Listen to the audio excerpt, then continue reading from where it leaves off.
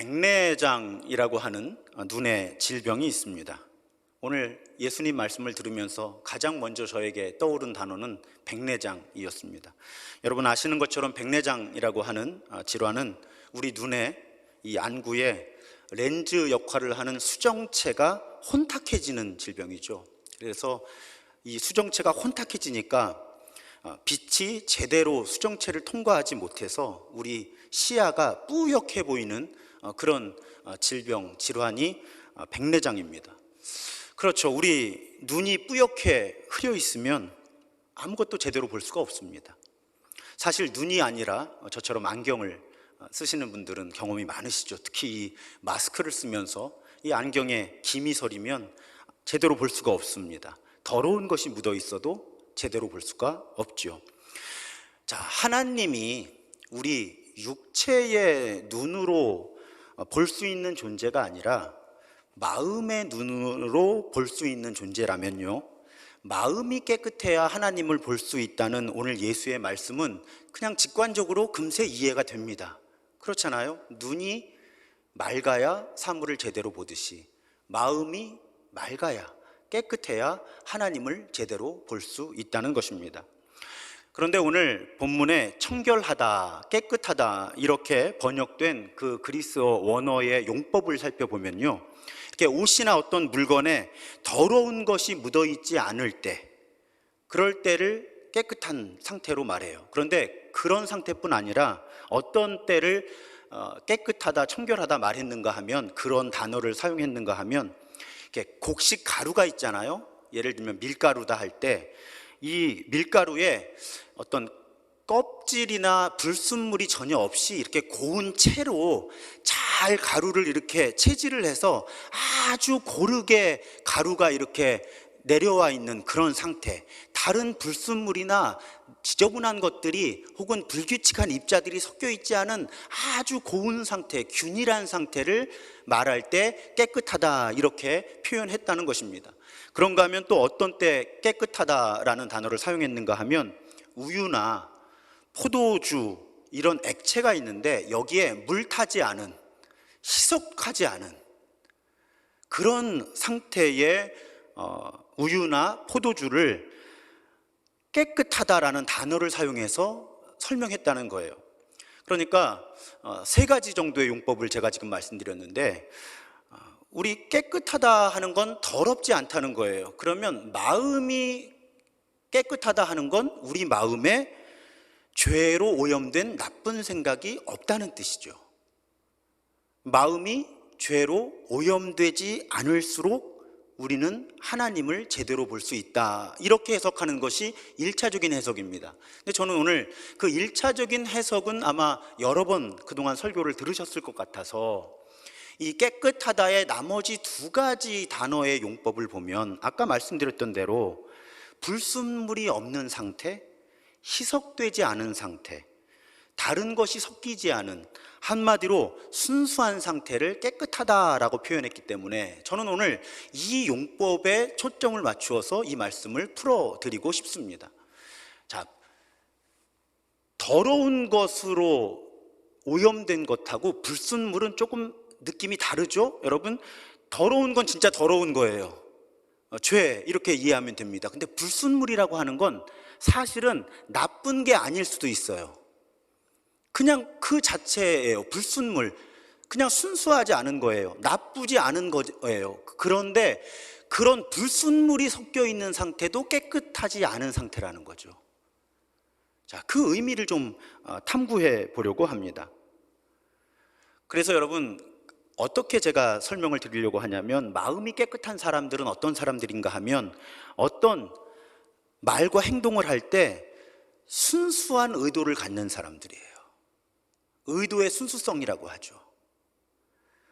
사실 여러분, 우리 마음이 여러 동기들이 뒤섞여 있습니다. 어떤 말 하나를 할 때 혹은 행동 하나를 할 때 한 가지 순수한 동기를 가지고 말하거나 행동하기보다는 여러 동기들이 우리 안에 뒤섞여 있기가 쉬워요. 자, 예를 들어 볼게요. 지금 우리가 하나님을 예배하고 있어요. 제가 반복적으로 말씀을 드리죠. 우리는 하나님의 이름을 높이기 위해서 예배하는 거예요.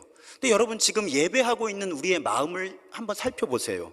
정말 순수하게 100% 하나님의 이름을 높이고 싶은 동기를 가지고 예배하고 있는가? 아니면 사실 우리 마음에 적어도 일정 부분은 내가 원하는 경험을 하고 싶어서 하나님을 예배하는가? 자, 어떨 때는 하나님을 위해 예배하고 있는 것인지 나의 만족을 위해 예배하고 있는 것인지 혼란을 느낄 만큼 예배하는 우리의 마음은 다양한 동기들로 뒤섞일 수 있다는 거예요. 그러면 내가 예배 가운데 만족스러운 경험을 하고 싶은 건 그 자체로 나쁜 동기는 아니에요. 그런데 그 동기가 섞여 들어가면 온전히 하나님을 예배하고자 하는 그 마음에는 불순물로 작용을 하게 된다는 거죠. 바로 오늘 이 말씀을 드리고 싶다는 거예요. 명백하게 더러운, 나쁜 그런 죄는 아니지만 적어도 무엇인가를 우리가 하려고 할 때 순수한 동기를 얼마나마 이렇게 오염시키는 불순물들이 있다는 거죠. 이런 예는 얼마든지 있습니다. 여러분, 우리가 헌금을 드리거나 헌신을 할 때 우리는 하나님을 사랑하는 마음으로, 교회를 사랑하는 마음으로 헌금을 하고 봉사를 하고 헌신을 하고 선교를 하고 싶어요.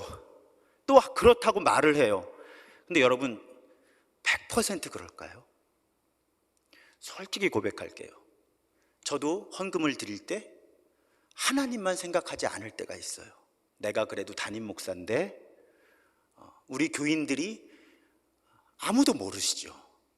재정부장님밖에 모르세요. 제 헌금 내역은. 그렇지만 내가 어떤 상황 속에서 우리 교회 담임 목사답게는 재정적으로 헌신해야 되는 것이 아닌가 하는 동기가 순수하게 하나님을 생각하고 교회를 생각하는 마음속에 스며들어올 때가 있다는 거예요. 그러면 신도중앙교회 담임 목사답게 내가 재정적으로 교회에 헌신해야지 하는 마음이 나쁜 건 아니잖아요. 죄는 아니잖아요.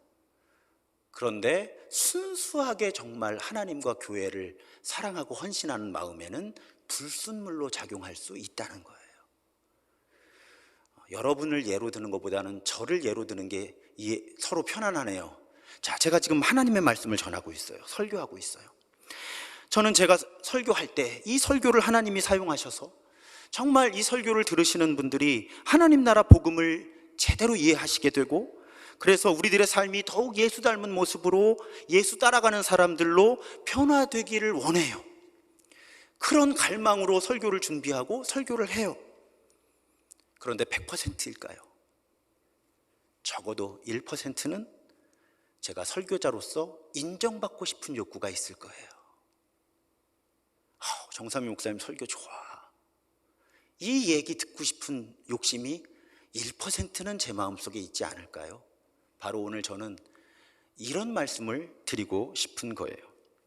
우리의 마음은 명백하게 드러나는 죄의 문제가 아니더라도 불순물들이 많을 수밖에 없다는 거예요. 여러 다양한 동기들이 섞일 수밖에 없다는 거죠. 그래서 우리 마음이 온전하게 깨끗하기가 쉽지 않은 거고요. 그렇게 우리 마음이 온전하게 깨끗하지 않으면 그만큼 하나님의 모습 그대로 보기가 어렵다는 거예요. 무엇보다도 저는 오늘 사랑에 초점을 맞추고 싶은데, 우리의 사랑 역시 순수하기가 쉽지를 않아요. 우리는 하나님을 사랑한다고 하지만, 이웃을 사랑한다고 하지만 그 사랑이 자기중심적인 사랑이 되기 쉽지요. 하나님을 사랑한다고 하지만 사실은 그 하나님을 통해서 내가 뭔가를 받고 싶은, 누리고 싶은 마음이 슬그머니 불순물처럼 들어가기가 쉽고요. 다른 누군가를 사랑하는 것도 결국은 그 반대급부로, 담례로 내가 이익을 얻고 싶은 마음. 제가 좀 오늘 표현이 적나라할지 모르지만 우리가 어떤 경조사로 누군가에게 이렇게 마음을 나눌 때, 글쎄요, 여러분들은 혹시 그런 생각 전혀 없으세요? 내가 이렇게 나눠야 나중에 내가 어려움을 당할 때 다른 사람들도 나에게 나누어 주겠지. 그런 마음 정말 1%도 없이 그냥 온전히 순수한 마음으로 다른 사람을 돕는가? 바로 이런 문제죠. 특히 저도 아버지지만 부모님들이 자녀를 사랑한다고 하는 명분으로 행하는 여러 가지 말과 행동 가운데 사실은 정말 그 자녀를 향한 사랑인가, 혹은 그 자녀를 통해서 부모가 어떤 만족을 얻고자 하는 그런 마음은 정말 1%도 없을까 하는 그런 문제들. 그러니까 우리의 동기는 순수하기 쉽지 않아요. 심지어는 사랑이라고 하는 그 감정과 실천의 동기도 순수하기가 쉽지 않다는 거예요. 자, 우리의 영적인 성숙이 사랑의 성숙이라고 할 때, 저는 오늘 마음이 깨끗해지는 과정을 우리의 사랑이 깨끗해지는 과정, 우리의 사랑이 순수해지는 과정이라고 해석을 하면서 여러분께 12세기 클레르보의 버나드라고 하는 영성가가 제시했던 사랑이 성숙해지는 그 모델을 한번 여러분들께 설명을 드리고 싶습니다. 이분이 사랑의 성숙을 4단계로 구분해서 그렇게 설명을 했어요. 아주 도움이 많이 됩니다. 첫 번째 단계는 자신을 위해 자신을 사랑하는 단계. 버나드는 그런 용어를 사용해요. 자신을 위해 자신을 사랑하는 단계. 이건 사실은 설명드릴 필요가 없습니다. 그냥 본능적인 사랑이에요. 나를 위해 그냥 나를 사랑하는 겁니다. 아주 개인적이고 이기적인 사랑이에요.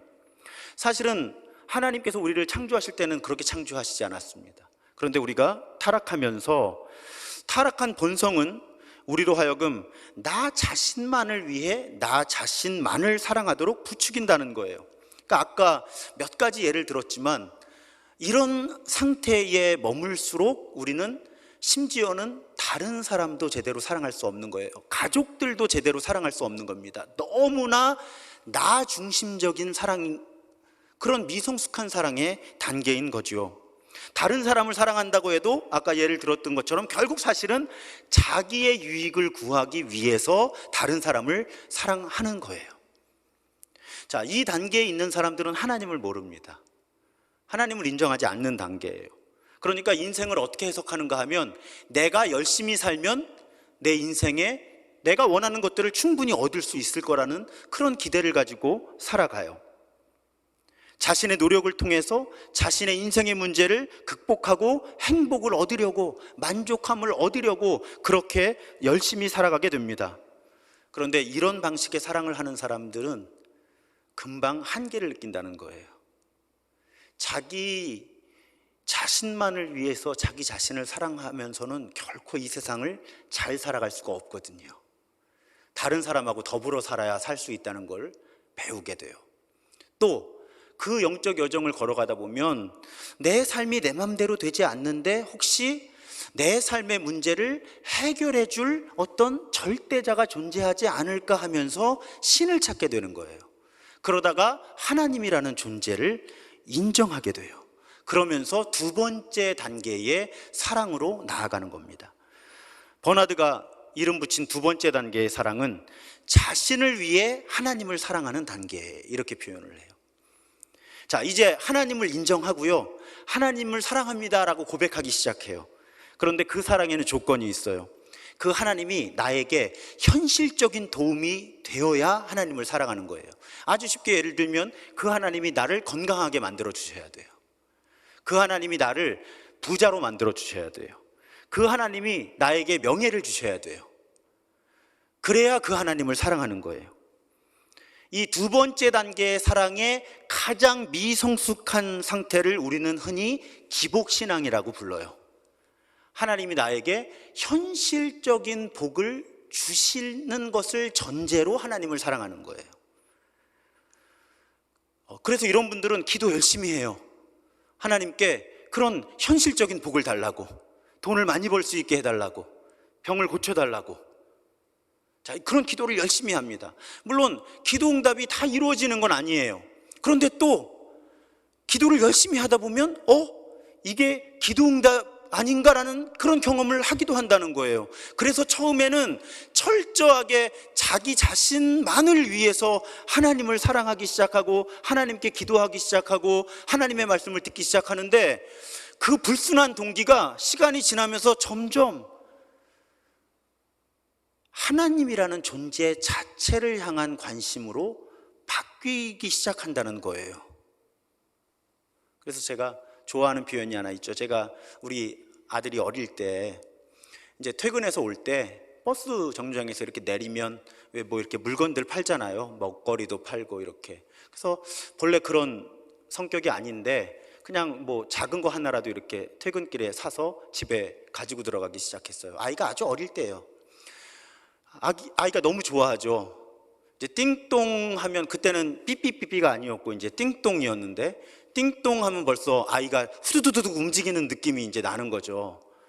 근데 어느 날 이제 제가 깨닫게 된 것이, 띵동 하고 이제 문이 열리고 들어가면 아이가 너무너무 저를 반기면서 나오는데, 아이의 시선이 제 얼굴에 있는 게 아니라 어디 있었겠어요? 제 손에 있는 거죠. 오늘은 아빠가 뭘 사왔을까?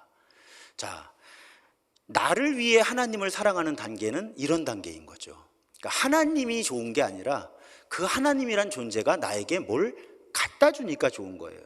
그런데 시간이 흐르다 보니 이제 하나님이 나에게 갖다 주는 것에만 관심이 머무는 게 아니라 점점 하나님이라는 존재가 좋은 분인가 보다라고 알아가기 시작한다는 거예요. 그러면서 점점 하나님의 손이 아니라 하나님의 얼굴에 관심을 두는 그런 사랑으로 나아가게 된다는 거죠. 그렇게 세 번째 단계의 사랑으로 나아가는데, 그 세 번째 단계의 사랑을 하나님을 위해 하나님을 사랑하는 단계, 끄레르보의 버나드는 이렇게 표현을 합니다. 이제 하나님이 뭘 주시지 않아도 하나님이 좋은 거예요. 우리 시편 34편 8절의 고백처럼 하나님의 선하심을 맛보아 안 거죠. 그래서 그 하나님이 나에게 뭐 건강을 주셔서, 병을 고쳐주셔서, 뭐 돈을 벌게 해주셔서, 뭐 이런 어떤 뭔가를 해주셔서 그 하나님이 좋은 게 아니라 그냥 하나님이 좋은 단계로 나아가게 되는 겁니다. 그냥 하나님을 사랑하게 되는 거예요. 이렇게 하나님을 사랑하게 될수록 우리는 다른 사람을 사랑하는 것이 쉬워집니다. 왜냐하면 조건 없이 하나님을 사랑하는 법을 배우게 되면 조건 없이 다른 사람을 사랑하는 법도 배우게 되어 있어요. 제가 이 두 가지 방향의 사랑은 결코 분리될 수 없다고 말씀드리잖아요. 그러니까 하나님을 조건 없이 사랑하게 되면서 나도 모르게 내 주변 사람들도 조건 없이 사랑하는 법을 배우게 되는 거예요. 그러니까 내 용납과 용서하고 품어주고 사랑하는 범위가 점점 넓어지고 힘도 덜 들게 되는 거죠. 하나님을 위해 하나님을 사랑하게 될수록 더군다나 우리는 예수 그리스도를 통해 값없이 우리에게 주어진 사랑을 알게 된다는 거예요. 그러니까 하나님께서 예수 그리스도를 통해 값없이 나에게 주신 사랑을 아는 사람들은 자신이 가진 것을 값없이 다른 사람들과 나누는 것이 점점 어렵지 않게 된다는 것입니다. 그래서 하나님을 진정으로 순수한 마음으로 사랑하게 될수록 우리는 하나님께서 창조하신 다른 사람들과 모든 피조물들을 진심으로 순수하게 사랑하게 된다는 거예요. 나에게 도움이 되기 때문에 좋아하는 게 아니라 그냥 좋아하게 된다는 거죠. 왜? 내가 좋아하는 하나님의 작품이니까. 다른 사람들도, 모든 피조물들도. 그래서 나와 하나님, 나와 다른 사람, 나와 모든 피조물 사이에 존재하는 사랑의 조건들은 점점 이제 힘을 잃어가는 거예요. 조건이 없는 사랑을 하게 되는 거죠. 저도 제 자신의 영적 여정을 들여다보면 이런 과정을 겪어온 것 같아요. 처음에는 철저하게 이기적인 사랑을 하다가 제 자신의 유익을 위해 하나님을 사랑하다가 점점 그냥 하나님이 좋아지는 그런 영적 여정을 걸어온 것 같아요. 제가 이 단계의 사랑에 도달했다고 스스로 느꼈을 때가 어떤 순간이었는가 하면, 제가 기독교 무엇 강의할 때, 구원이란 무엇인가 강의할 때 꼭 이 말씀을 드리잖아요. 어느 날 그런 생각이 들었어요. 죽고 났을 때 천국과 지옥이 없어도 내가 오늘 하나님을 사랑하고 하나님과 동행하겠다라는 생각을 하게 됐어요. 오해하지 마세요. 천국과 지옥이 없다는 말씀이 아니에요. 그냥 어느 날 문득 그런 생각이 들었어요. 내가 지금 하나님과 동행하면서 하나님의 자녀로 살아가는 삶이 너무 좋고 행복하고 감사한데 죽어서 천국이 없으면 어떤가? 그러니까 제가 지금 하나님을 사랑하고 하나님과 동행하는 이유는 사후에 죽은 다음에 천국의 보상을 얻기 위해서 저는 지금 크리스천으로 살아가는 게 아니라는 거죠.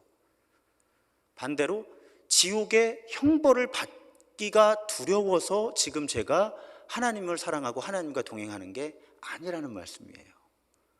그러니까 어느 날 문득 죽어서 천국과 지옥이 없으면 어때? 내가 지금 하나님을 사랑하고 하나님과 동행하는 게 좋은데 라는 그런 생각을 하게 되었을 때, 물론 제가 그 생각을 하게 된 순간에는 클레르보의 버나드의 이 4단계 단계라는 모델을 몰랐고요. 나중에 이 모델을 가지고 제 영적 여정을 쭉 되짚어 보니까 천국과 지옥이라고 하는 보상과 형벌이 없어도 내가 하나님을 사랑하고 하나님과 동행하겠다라는 생각을 했을 때가 제가 이제 이 3단계 사랑에 어느 정도 도달한 상태가 아니었을까, 그렇게 제 자신의 영적인 여정을 살펴보기도 했었습니다. 그런데 제가 이 클레르보의 버나드를 만나기 전까지는 거기가 최고인 줄 알았어요. 하나님을 위해 하나님을 사랑하는 단계가 사랑의 최고라고 생각했습니다. 근데 이 버나드는 네 번째 단계가 있다는 것을 우리에게 알려줘요. 그 네 번째 단계의 이름은 하나님을 위해 나를 사랑하는 단계가 있다는 것입니다.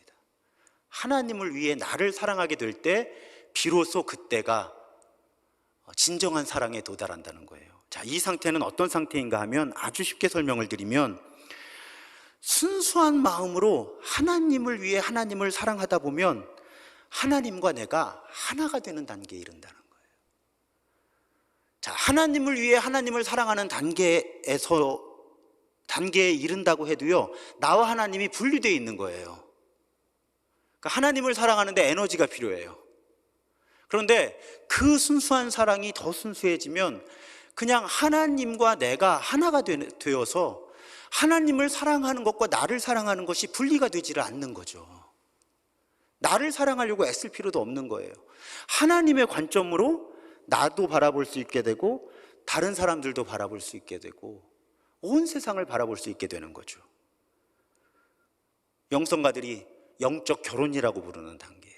신비한 하나됨이라고 부르는 단계입니다. 찬송가 가사 중에 세상과 나는 간 곳 없고 구속한 주만 보이도다, 이 단계죠. 그냥 하나님만 보이는 거예요. 근데 사실은 하나님만 보이는 이유는 하나님과 내가 하나가 되었고 이제 하나님의 눈으로 내가 나를 포함한 모든 것들을 볼 수 있는 단계가 존재한다는 거예요. 이 개념을 배우면서 저의 영적인 여정은 내가 더 앞으로 신실하게 꾸준히 추구해 갈 영역이 아직도, 발걸음이 아직도 존재하는구나, 그런 깨달음을 제가 얻게 되었습니다. 자, 제가 말씀드리잖아요. 하나님은 우리를 사랑하시는 분이 아니라 그냥 하나님이 사랑이신 분이라고. 근데 우리가 그 하나님과 하나가 되어 갈수록 우리는 어떤 존재가 되는 거예요? 그러면 우리도 누군가를 애써서 사랑하는 존재가 아니라 그냥 우리 존재 자체가 사랑이 되어 가는 거예요. 여러분, 이 차이가 커요. 내가 애를 써서 사랑하는 거하고 그냥 내 존재 자체가 사랑으로 변해가는 거하고는요, 사실은 비교할 수 없는 질적인 차이가 존재합니다. 그러니까 우리가 추구해야 하는 영적인 여정은 내가 애를 써서 누군가를 사랑하고 나를 사랑하는 그 단계가 최고의 단계가 아니라 하나님을 순수한 마음으로 사랑하다 보니 사랑이신 하나님과 내가 점점 더 하나가 되어서 이제는 내가 의식하지 않아도 하나님의 눈으로, 하나님의 마음으로 나를 사랑하게 되고 다른 사람들을 사랑하게 되고 이 세상 모든 피조물을 사랑하게 되는 그런 단계가 존재한다는 거예요.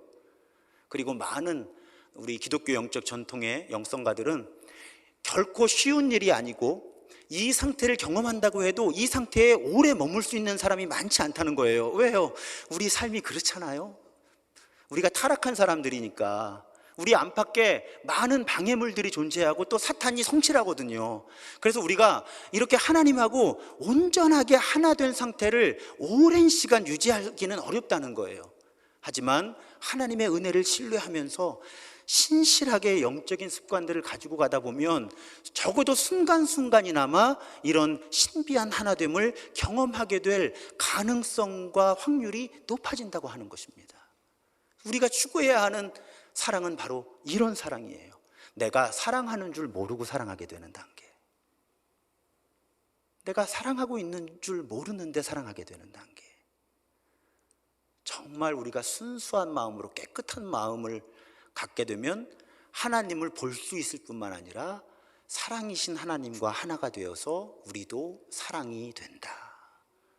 그것이 이 클레르보의 버나드가 우리에게 제시하는 사랑의 모델이에요. 자, 네 번째 단계, 네 가지 단계 여러분 주보에도 넣어드렸고요. 쉽습니다. 자신을 위해 자신을 사랑하는 단계, 나 자신을 위해 하나님을 사랑하는 단계, 그러다 하나님을 위해 하나님을 사랑하는 단계, 그러다 결국에는 하나님을 위해 나를 사랑하는 단계. 우리의 사랑은 이런 리듬을 가지고 움직이고 이런 단계로 성숙해 간다는 거예요. 이런 사랑의 성숙이 바로 마음이 깨끗해지는 과정입니다. 마음이 깨끗해진다는 건 이렇게 우리가 사랑이 성숙하는 것, 사랑이 순수해지는 거예요. 자, 그러면 우리가 어떻게 하면 이렇게 마음을 깨끗하게 할 수 있을까? 물론 하나님의 은혜 가운데 이루어지는 일이지만 또 우리 몫이 있잖아요. 이제 방법 가운데 한 가지를 설명을 드리려고 해요. 한마디로 말씀드리면요, 우리 마음을 깨끗하게 하려면 마음을 잘 살펴야 합니다. 제가 오늘 설교 처음에 예를 들어드렸잖아요. 우리가 어떤 행동을 할 때 표면적으로 보면 우리는 좋은 동기를 갖고 일을 하는 것처럼 보여요. 그런데 마음을 정말 특히 하나님과 함께 살펴보면요, 내 마음에 이렇게 밑바닥에 깔려있는 순수하지 못한 동기들, 순수하지 못한 사랑이라고 하는 불순물을 발견할 수 있게 된다는 거예요. 제가 고3 때 경험이 잊혀지지가 않는데, 그때 제가 좀 겉멋이 들었었어요. 그래서 친구들하고 점심을 먹으면 쫄면을 많이 먹었어요. 인천에 쫄면이 원래 유명해요. 쫄면이 당시에 얼마였냐면 700원이었어요. 잊혀지지가 않아요. 근데 그 700원짜리 쫄면을 먹고 어디를 갔냐면 1000원짜리 원두커피를 마시러 카페에 갔어요. 원래 고등학생이 카페에 들어가면 안 됐는데, 뭐 보시면 아시다시피 제가 좀 노숙해 보이잖아요. 그러니까 아무 문제 없이 이제 카페에 들어가서 700원짜리 쫄면 먹고 나와서 친구들끼리 1000원짜리 원두커피를 마신 거예요. 카페가 너무 예뻤어요. 그래서 정말 예쁘다, 아지트였습니다. 그런데 어느 날 뭘 두고 온 게 생각이 난 거예요, 그 카페에. 그래서 영업시간 전에 갔어요, 물건을 찾으러. 카페 문을 열고 들어갔는데요, 영업시간 전이니까 커튼 다 열어놓고 창문 다 열어놓고 환기를 시키고 있는 거예요. 제가 주로 저와 친구들이 앉았던 자리에 가서 충격을 받았잖아요. 얼마나 먼지가 많은지 몰라요.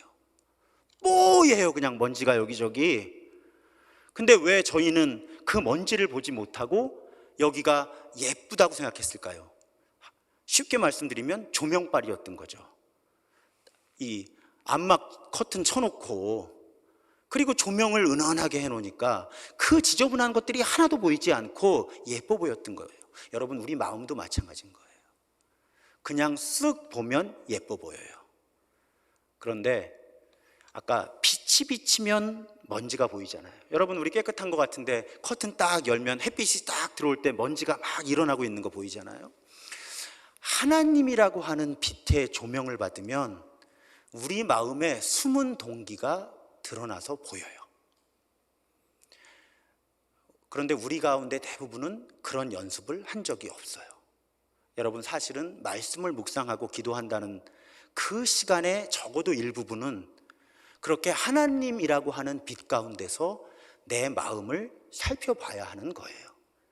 그래야 내 마음에 어떤 불순물들이 있는지를 찾아낼 수가 있게 되고요. 그리고 하나님께 부탁드리는 거예요. 그 불순물을 좀 제거해 달라고. 그래서 여러분, 사탄은 아주 성실하게 우리 마음을 들여다보지 못하게 합니다. 그러니까 자꾸 말씀 묵상해도 피상적으로 하게 되고요, 기도도 내 할 말 기도하고 빨리 일어나 나가 움직이고 싶은 거예요. 뭔가 하고 싶게 하는 거예요. 그건 사탄이 시키는 일이에요. 그런데 하나님은 우리가 말씀을 묵상하고 기도할 때 조금 더 우리가 침묵 속에 가만히 머물기를 원하세요. 그리고 하나님이라는 빛을 통해서 우리 자신을 들여다보기를 원하세요. 그러면 안 보이던 것들을 볼 수 있게 되거든요. 시편 26편 2절 공동번역 성경을 제가 좋아해요. 이 말씀을 야훼여 여호와여 라는 말씀이죠. 샅샅이 캐어보고 알아보소서, 속속들이 내 마음을 뒤집어 보소서. 하나님이 뒤집어 보셔야 되는 거예요.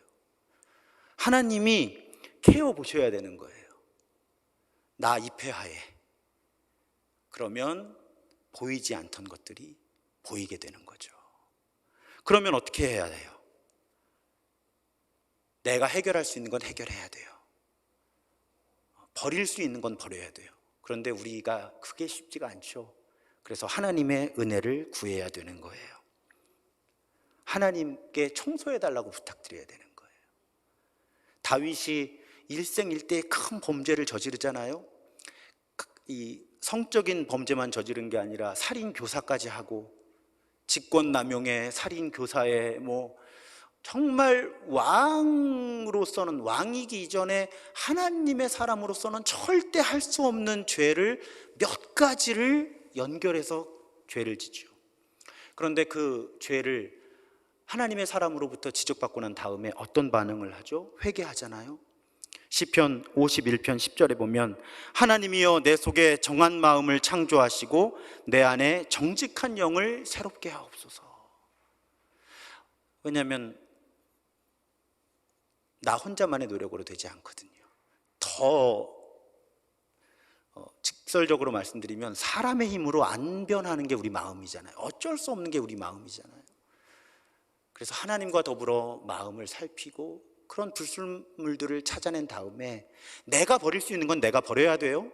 내가 책임질 건 책임져야 된다고 늘 말씀드리잖아요. 하지만 내가 어쩔 수 없는 영역이 상당히 많이 존재하기 때문에 하나님, 이 불순물들을 제가 제거하고 싶지만 한계가 있습니다. 하나님이 깨끗게 해주셔야 합니다. 또 우리 무기가 하나 있잖아요. 예수 그리스도의 십자가의 보혈로 저를 정결케 하여 주옵소서. 제 안에 모든 불순물들을 깨끗게 하여 주옵소서. 우리가 그렇게 기도할 때 하나님이 우리를 깨끗게 해 주신다는 것입니다. 사랑하는 여러분, 이제 오늘 제가 소개한 방법이 사실은 기독교 영적 전통 가운데 의식 성찰 혹은 양심 성찰이라고 하는 그 영성 훈련의 일부분만 설명해 드린 거예요. 이 몸통은 나중에 이제 영성 훈련 강의를 할 때가 있겠죠. 하나님과 더불어 마음을 살피는, 우리 마음을 엑스레이도 찍어보고 CT도 찍어보고 MRI도 찍어보고 눈으로 안 보이는 것들이 드러나잖아요. 엑스레이로 안 보이는 것들이 CT 찍으면 드러나고 MRI 찍으면 드러나고, 자, 하나님과 더불어 내 마음과 내 삶을 스캔해 보는 거죠. 이렇게 기도할 때 하면 좋아요. 특히 하루 정도의 시간을, 예를 들면 저녁에 잠들기 전에 오늘 아침에 눈 뜰 때부터 지금 잠자리에 들 때까지 하루를 한번 이렇게 쓱 스캔해 보는 거예요. 하나님과 함께. 그러면 내가 정말 선한 일을 했다고 생각했던 그 순간이 사실은 내 마음이 가장 많은 불순물로 오염되었던 순간일 수도 있고요. 내가 하나님이 나를 외면했다고 생각했던 그 순간이 사실은 하나님이 나를 온전하게 끌어안고 계셨던 그런 순간으로 다시 관찰될 수도 있는 거죠. 그렇게 하나님과 더불어 우리가 우리의 양심을 성찰하고 마음을 성찰할 때 우리 안에 참 많은 것들의 실체가 드러나요. 우리가 그 실체를 알게 되면, 또 하나님의 은혜를 구하면 우리는 점점 더 순수한 동기, 순수한 사랑을 가진 사람이 되고, 그렇게 우리의 마음이 깨끗해지면 하나님을 하나님으로 볼 수 있게 되고, 하나님을 하나님으로 볼 수 있게 되는 단계에 머무는 것이 아니라 하나님과 하나 되는 단계, 친밀하게 하나님과 사귀고 하나님과 하나 되는 단계로 나아갈 수 있게 된다는 것입니다. 하나님과 함께 우리의 이런 외적인 행동뿐 아니라 그 행동이 마음에서 출발하잖아요. 그러니까 하나님과 더불어 내 모든 말과 행동이 출발하는 내 마음을, 그 상태를 세심하게 살피고요, 그 가운데 순수하지 못한 동기들, 불순물들을 찾아내고, 그 불순물들 가운데 내가 버릴 수 있는 것은 버리고, 내가 어쩔 수 없는 불순물들은 하나님께서 깨끗게 해주시기를 기도하는 연습을 성실하게 할 때, 우리는 하나님을 좀 더 분명하게 볼 수 있는 사람들이 되고, 그뿐만 아니라 하나님과 친밀하게 사귀면서 하나님과 하나 되는 그 영적인 신비한 하나됨의 단계로 나아갈 수 있다는 것입니다. 그런 신실한 발걸음을 은혜 안에서 계속해 나가는, 그래서 마음이 깨끗한 자가 누릴 수 있는 복을 마음껏 온전하게 누리는 우리 모두가 되기를 주님의 이름으로 축복합니다.